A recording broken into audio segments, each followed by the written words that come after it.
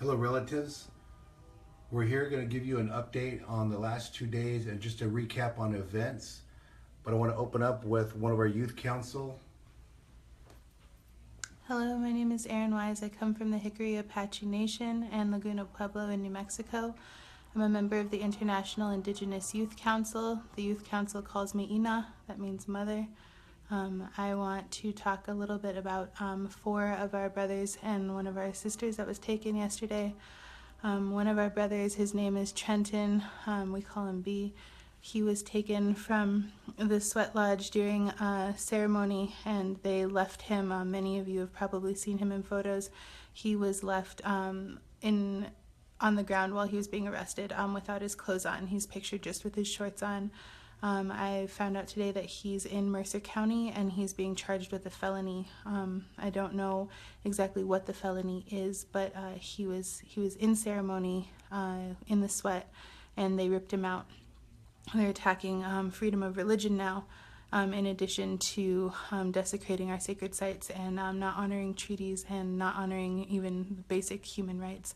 We also had another brother. His name is Terrell. Actually, I want to show you quick the picture of Trenton being ripped out of the inipi here. If you can see, that's Trenton. I'm working with his mom, as I said. B, when you see this, we love you. We miss your songs. And one of his songs that he calls the best friend song, he sings, "Just keep praying and it'll be all right." Then we also had another brother taken from us yesterday. His name is Terrell. He's pictured here. The police were beating him up because he was trying to protect our sacred staff. They took our staff. We don't know what happened to it. We don't know if it was taken with other sacred items that were taken yesterday, but Terrell is being held in Fargo now, and he is being charged with conspiracy to engage in, conspiracy to endanger by fire or explosion, engaging in a riot, and maintaining public mischief. Again, he was a frontliner. He is our chanupa carrier. We were gifted a chanupa from the 1700s as a youth council, and he was taken yesterday for protecting sacred items. In addition to Terrell and Trenton, we also had our brother Wombly taken. He was among the first that was taken, and he was forcefully slammed to the ground and kept crying out in pain that his back was hurting him severely because of how they had thrown him on the ground. We also have a sister. Her name was Leah. She was actually in a prayer circle and was arrested. She's now being held in Morton County Jail, and Wombly's being held in Bismarck. I went today to find out what could be done to release them. They told me that Wombly's bail had been set at $1,500. Leah's bail had not yet been set. We were told that Trenton's bail would likely be set at $1,500. I'm not sure if that's the case now, given that he's been charged with a felony. I have to follow up again tomorrow, and Terrell is not being allowed to be bailed out. He has a court date tomorrow, so I'll have more information then. We also have 2 sisters that were photographed after they were maced. We have Jacelyn Charger here. She's one of the original youth that ran to Washington, D.C. She has met with Bernie Sanders. You'll recognize her from many videos. And then also my sister, Lauren Howland. Both of these women were maced 5 times. My sister, Lauren Howland, had her wrist broken last weekend by a police officer. And yesterday I was maintaining the live feeds for different people and saw my sister getting maced, and so I ran out to the front lines to check on her. And when I got there, my sister, I was screaming for her, and I found her, and I was asking the police, which one of you maced my sister? And she grabbed my hand and she dragged me and pointed, and she said, that's the one that hurt me. And I said, did you mace my sister? And he pulled down his mask and he smirked at me, and then he put it back up. These are the kind of inhumane people that we're dealing with. In addition to those brothers and sisters that I already mentioned being hurt, we also had members of our youth council that were shot with beanbag guns. We have a brother named Kalen who is completely bruised up on his side. My own brother, Alex, he was shot with beanbag guns, and he was also shot with a tear gas gun. And so when I saw him, he had white powder all over his face. He got hit in the face, and he said that the only thing that protected him, he had some safety goggles on. We also had another brother named Alex. He was maced in the face. We had another sister named Tashina. She was maced in the face. Pretty much all of our youth council that was on the front lines yesterday got hurt. I was trying to get our youth council out of a dangerous situation. They were pushing the line further and further back, and I was trying to get the youth to come with me. And as I was doing so, I had a truck full of youth, and a helicopter flew about 200 feet over our heads, and they had guns drawn. They were pointing these guns at our youth.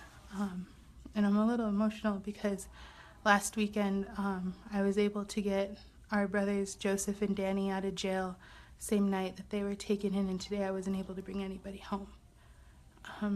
They're trying really hard to make it harder for us to bring them home, and they won't give us information about them. And their kids, I mean, everybody that's in there is somebody's child, but these are youth that are fighting, and I keep posting videos and I keep pleading with people. Remember that our youth are out there. You know, they're old enough to make their own decisions, but they're out there and they're fighting for water because they want to be able to have kids someday. Want to make sure that their kids have water. And want to make sure that your kids have water. Want to make sure that there's water for the kids that we don't even know will exist yet. And I keep saying it over and over again, but you know, the blood that's on Morton County's hands right now, you know, the 2 dead horses and the people that they beat up, that they've hurt, that's on, you know, the police officers' hands that have come from out of state. Hennepin County, that was vicious yesterday. I mean, they're washing the blood off their hands with the water that we're fighting to protect. So when you think of, you know, everyone here in Standing Rock, think of those youth, because they're right on the front lines. They're praying, they're singing, you know, they're out there, and they're, you know, our sacreds are being taken. You know, they took somebody's chanupa. They took our chanupa carrier. We have, you know, members of our youth council that are running from Flagstaff right now to bring some Dene youth back up that wanted to be here to support Standing Rock. And it's scary, you know, that they're going to come out here and they're going to go on the front lines and they're going to be out there protecting the water. And there's no one out there to protect them but us. There's no one there for them. Think of them in your prayers, please. Oh, thank you, sister. We're gonna show. I want to thank Sister for sharing those with us. I wanted to bring her in here and have her give us an update on what we're witnessing out there. The youth are in the front. They didn't want to leave, and they know that they're the next generation of leaders, and so they're doing their part and going through ceremony and practicing the protocols and doing the best they can with what they have. Right here, this is a picture that I don't want you to focus on the police at all. This isn't about Morton County Police. They're the distraction. We know they're the distraction for the Dakota Access Pipeline. This is their type of warfare, and by distracting the public to make it look like Morton County Police Department is evil or in any way practicing the way they are, the real fight is right here. This is the sacred site. That is the sacred site right here. These are where the dozers are now at. Right here by the teepees. This is the fight. This right here is the distraction. This is an intellectual battle is what we're witnessing. The world is focused on Morton County. We need you to shift your attention to the Dakota Access Pipeline, not Morton County. Their time will come. Their time will come for the police brutality. Their time will come for the destruction of sacred site and aiding a corporation, Dakota Access Pipeline, along with the National Guard, along with the surrounding county departments that are supporting them. Their time will come. Right now, the desecration of sacred sites is coming all the way across. This is the focal point, is the Dakota Access Pipeline. As this was happening, they were continued working back here. This was continued work. So They are distracting, and it's working. The people are focused on the violence, they're focused on the abuse, but what we're witnessing is this desecration of not just indigenous history, but America's history as well. This country is built upon the indigenous people's ancestors. And right here is where they jumped across. They didn't finish right here. They jumped across to go as fast as they could today to start desecrating sacred sites, which we are told by an elder in the tribe that there's a total of 86 sacred sites and more that are undocumented. And so what we need is for the president to put a halt on this. The desecration of these sites are coming now. They're going across. And so those are the focal point. Again, Morton County, they're the distraction. Their time will come for their actions. The world is watching them. That time will come in the court. What we're getting right now, though, is this is the focus point right now. Is Dakota Access Pipeline is the focus, relatives. So we're gonna go show you a few more videos, just to recap on a little bit what's going on in the area. This was yesterday, and as you can see, this is the area where we want to focus on right here. They're gonna come across here. They're gonna come across right through here into sacred sites. And that's what we want to focus on, is how do we protect that if they're going to continue they're going to come across to the water. How do we protect that as a nation? And that's what we want to focus on. Part of the sacred sites that we're witnessing are all around through here in the rock formations, and they're farther back here as well. So relatives, those are one of the things I want to share with you. And we're going to continue to go over to another area here. This was a picture today. I was at the front lines, and your hard-working tax dollars are going right here. Us watching them, watching us. I just pulled in. I took a lot of pictures of them.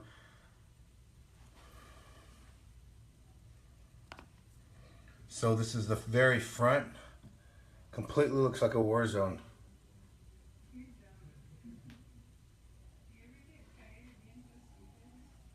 It's crazy how this is right here in Indian country is what we're witnessing here. That's what they're holding, is weapons. Masked up. There's their LRADs, is what they were shooting with sound. And also what they were using is the LRAD also has a microwave unit which heats you up from the inside like a microwave.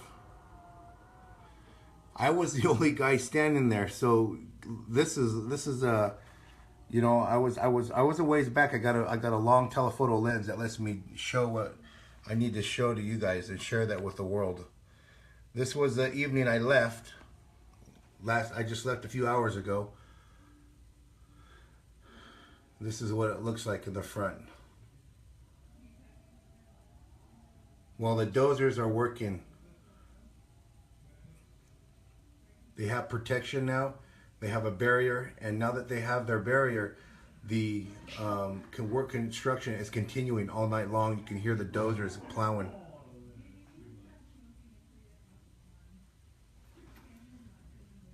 So I want to share with you guys, you know, there's a lot of these pictures going on here I took today. Kind of give you guys a share. This is a guy we were talking about in the front. He's in a video, you know, and they were joking. Him and another guy, they were joking around and laughing. And I said, this is not a joke. And so it's a busy day for everybody. So we got a lot of requests. Again, this is the picture our sister was talking about with them being pulled out of sweat.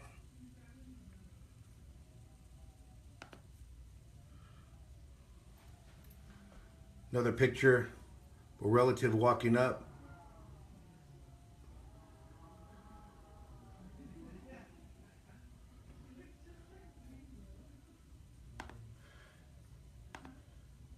This was an evening shot, relative, so the camera that I got goes also in nighttime, so we're able to see at night here some of the shots they have.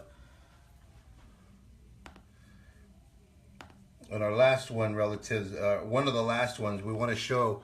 So we had one of the guys send in some information about the vehicle. So here's a vehicle. We want to share this with you. These are some of the footage that was sent by a guy that's not here anymore. And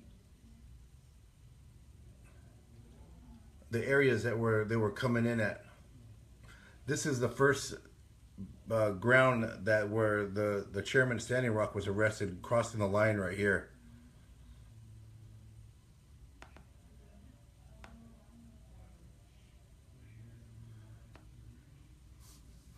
So Dakota Access Pipeline workers in conjunction with Morton County.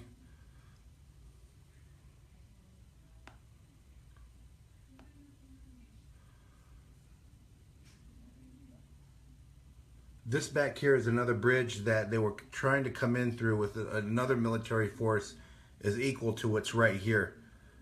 It's as equal to as what's right there. And so relatives, one of the shots I do want to show you guys is one of the most powerful of shots that I've seen in a while. And so let me get that footage for you right now. And that you can witness what we witnessed. So what we're going to show right here is footage by one of the alleged gunmen. That he's not alleged, he is there. And so as you're witnessing, there's a vehicle right here. I don't even think the guy knows that when he was filming this, that this vehicle was after him. But then what we see is a bunch of people right here that start to recognize what this guy is trying to do, and they're running. And now we see the vehicle charging after. There's the vehicle of the gunman, the guy that had the gun. And you got people running after him. So we're going to go forward. So the guy didn't even know what was really going on from what we're looking at this footage. And so what you're going to witness right here is he is right here. He's actually right here.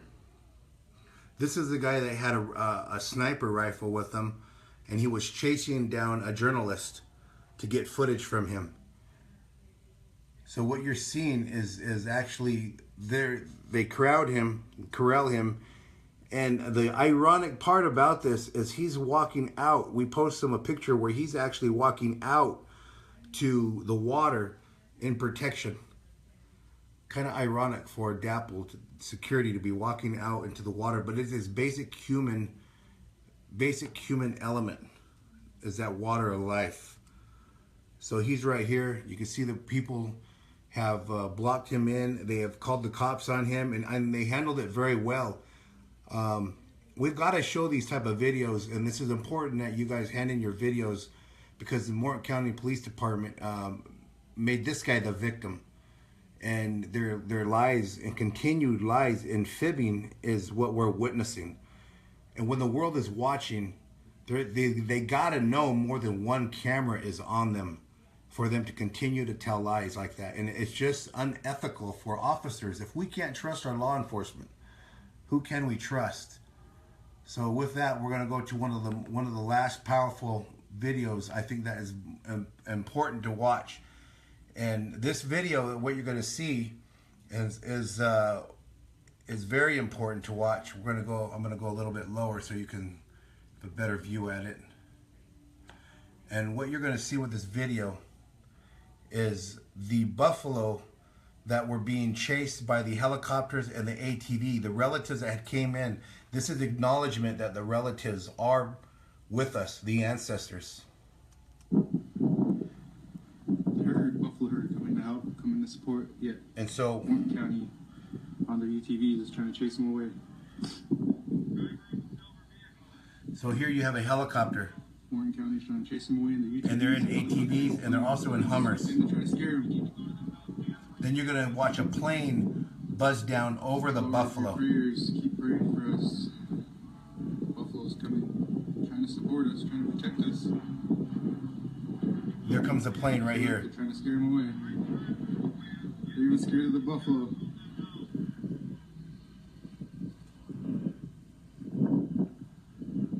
Their lawlessness is being exposed.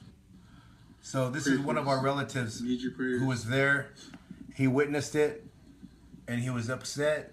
Pray for us. It's a sight to see. These buffaloes, it's powerful. Just keep us in your prayers. Keep praying for us. That's how we're getting our strength.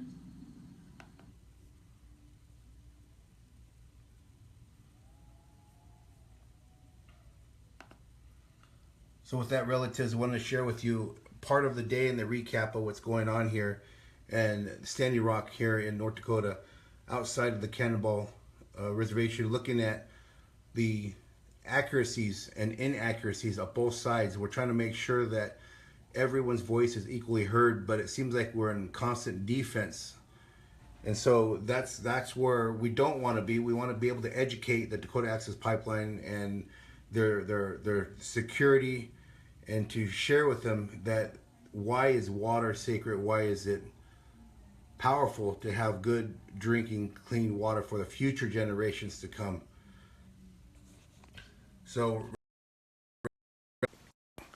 gonna head out and make sure that we get some more work done and share with you guys what's happening here in Standing Rock, North Dakota, and that why we are here is native journalists and also drone pilots that are sharing this information and getting out there. So many of you know that in October 8th, my drone was stolen by Officer John Mall, who denied his name, said his name was Deputy. So, you know, these are what we're doing, is trying to correct these inaccuracies. They did not have a warrant. Later on, they produced a warrant almost a week later, and the charge was stalking. And so our journalists are getting these charges. Our youth are getting felonies. People and elders are getting felonies in these charges as well. So we need you to pay attention to where these sources coming from, and it's the protection of the Dakota Access Pipeline. What you're witnessing is what big oil money can do. And there was a video we posted from RT that showed that the Dakota Access is investing in social media skills to create fake accounts to get a persuasion of facts about Standing Rock. And so we also wanted to show that. So you can go to Myron Dewey on Facebook and check that out as well. So just continue to compile the facts. And I think what's going on is the more you tell lies, the more you can't keep track of the truth. And the more you can't keep track of those lies when you do tell the truth. And that's what we're witnessing here, relatives. So as we continue to share with you at Standing Rock the information from Indian country through indigenous eyes, we have our youth also doing social media and really relating the information directly to where it's funneled to go, is the protection of the water, the protection of the sacred sites that are currently tonight being desecrated by 24/7 workforce on the Dakota Access Pipeline, where they don't have that easement to go through. So we need you guys to be able to witness what is happening here. And we want to say that as we come together in prayer, we come together in solidarity, and we come together in unity. All our indigenous people from around the world, both our native and non-native relatives. So with that, relatives, bless our spirit in a good way. Nanishtahai pa pijapa, bless our water, our good water. Nanishtahai numaga diapa, all our relatives around the earth in a good way. Bija.